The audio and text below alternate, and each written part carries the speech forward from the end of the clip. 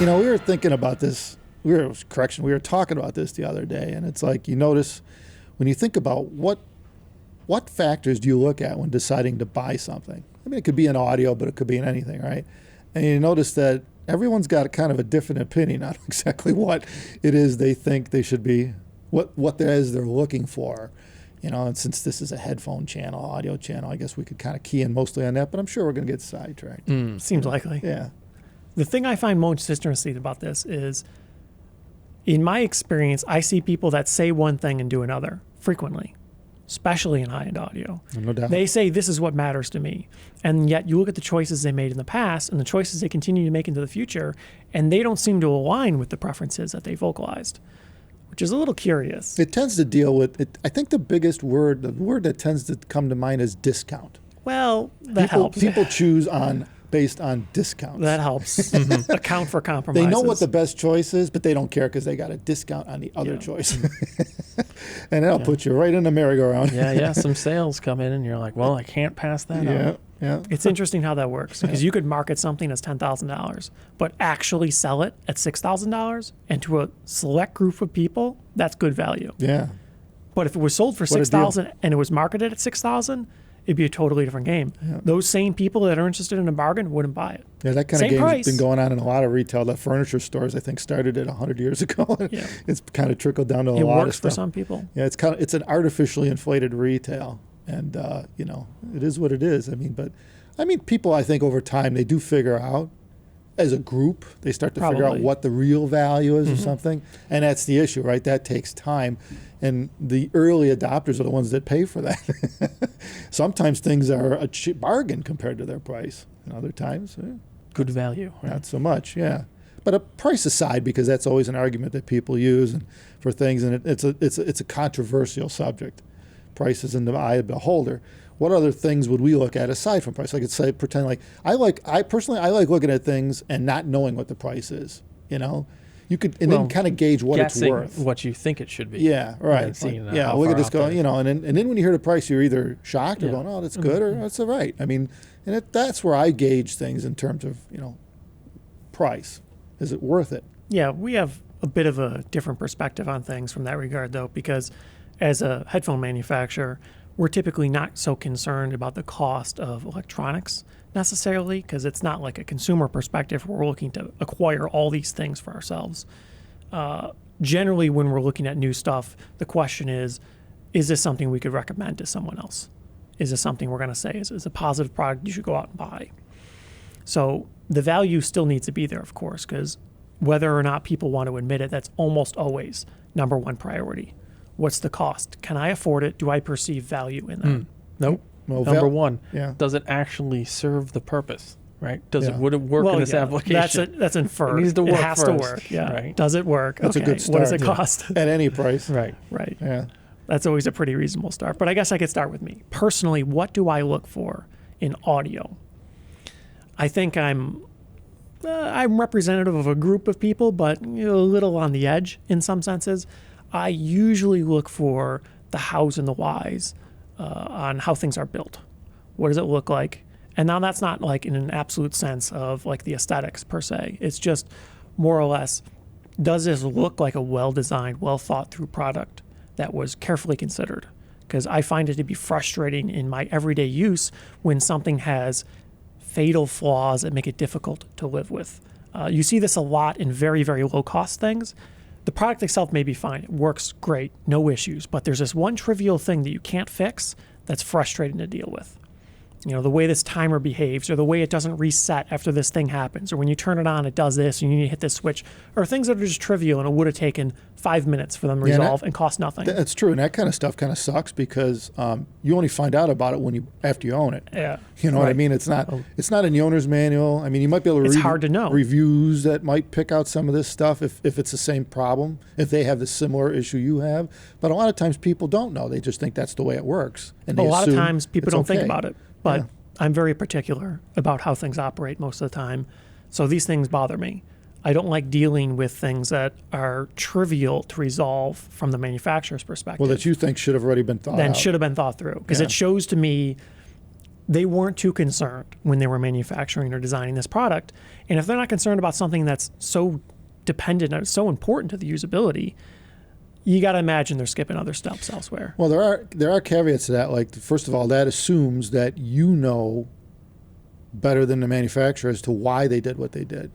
Now, if it's a cost savings thing, it's probably usually cost. All right, then you got to look at it. Then once again, we're back to the value perspective. If you paid $2 for it, how the hell you think they made it for $2? They cut corners.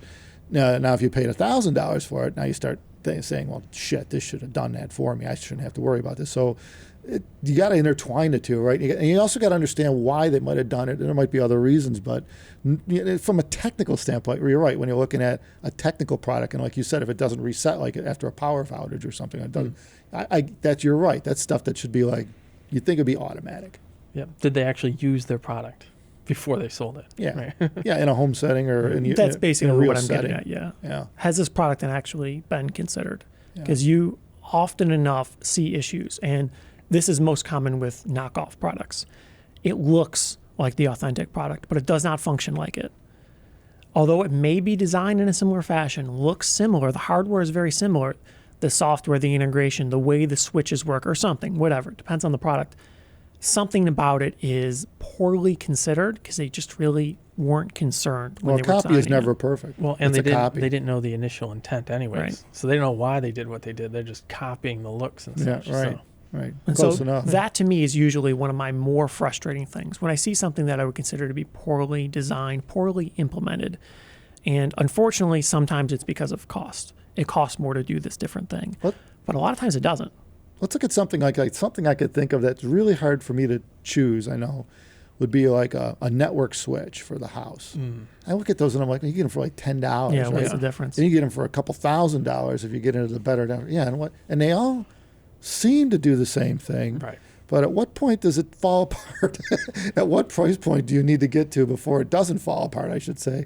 And it's a very confusing market to me. You know what I mean? It's that really is actually weird. a pretty reasonable example because you could buy a $6 network switch, and I have. The cheap ones, they work. Yeah. Never had a single problem with a network switch. Right. But how good are they working? You're always questioning that. But it's working. Yeah. So that's a strange Is it a limiting thing. factor in the system? Yeah, it can be. Yeah. Yeah. You don't know. I wouldn't buy one of those to implement in some sort of severe duty situation or in business or whatever. I would get the $40 one, right? The one that looks okay. It doesn't look like garbage. It's funny, within that range, it's hard. There's almost nothing to choose from. You either have stupid cheap or stupid expensive. Well, I think it comes down to the other thing I was thinking when choosing a product is reputation, right? Brand reputation. So, you're like, well, Cisco or whatever. Yeah, I've never had a problem with one, so I don't care. I'm just going to go with one of those, right? Yeah, and I think it's true in that sense. Brand can matter, which is another factor we didn't bring up yet, other than price and looks and upfront appearances. Brands do matter. Long-term brands, they tend to have it down. Well, it's pretty much what I was going for. Usually, when you see a company that's been doing it a while, these considerations are already thought through. Usually the issues are already resolved, and you hope that they put enough effort into it and paid attention to customer feedback to mitigate these things going forward. And oftentimes you see that. You see a shift towards the general hive mind mentality, what people are looking for in a product, but not always. And certainly in startups, new companies, and knockoffs especially, they're not quite there. They inevitably have faults that are never attended to. So to some extent, there is some value in buying a name brand. If you're buying cereal even, a lot of times the name brand one is a little bit better. And if you don't want to consider it, sometimes they're the same thing, but it may not be worth your time to think through, is this value proposition worth it to me? Is it worth it to save a buck? And run the risk of it not being what I want. Well, especially with food, you're dealing with the quality of ingredients. Mm-hmm. And I mean, typically you get what you pay for. Cheaper flours, cheaper this, cheaper that. And the overall thing, overall taste is going to be not as good. Well, I think like from a brand perspective, it's more of like they all have their own like design ethos. They have like a way of doing stuff. They've been doing it for 50 years like that. So you kind of know what you're getting into. You know how they do things. For good or for bad, really. Right. So you kind of like pick your team because you like how they do a specific thing. It could be something as simple as styling or anything like that, or how they build things. But they're usually consistent. Yeah, I think for a long cars are period of like that time. too. When you think Yeah. about picking an automobile, which is a much more complicated device, but it's true. I mean, people tend to have their favorite manufacturers, and not that there's a ton to choose from, but you tend to have your favorites depending on who you are and how you drive, and et cetera, et cetera.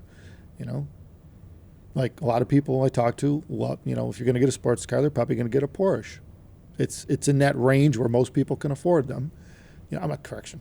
Most people who are in that price range can afford them. It's not a Ferrari or a Lamborghini. You're not going into the It's mostly attainable. $1 million yeah. car range and up. But yeah, it's something that most people can at least lease it and not. It's not going to kill them. So it's a good middle ground for an upper end sports car type thing versus a fast Prius, right? Well, a lot of the reasons why people choose something like that, a luxury German make, is because of how it's designed. It's because of the brand, basically. That's usually what most people are looking for. They may not know anything specific about this device or this car, this phone, whatever, but they know this brand historically has done things that I agree with.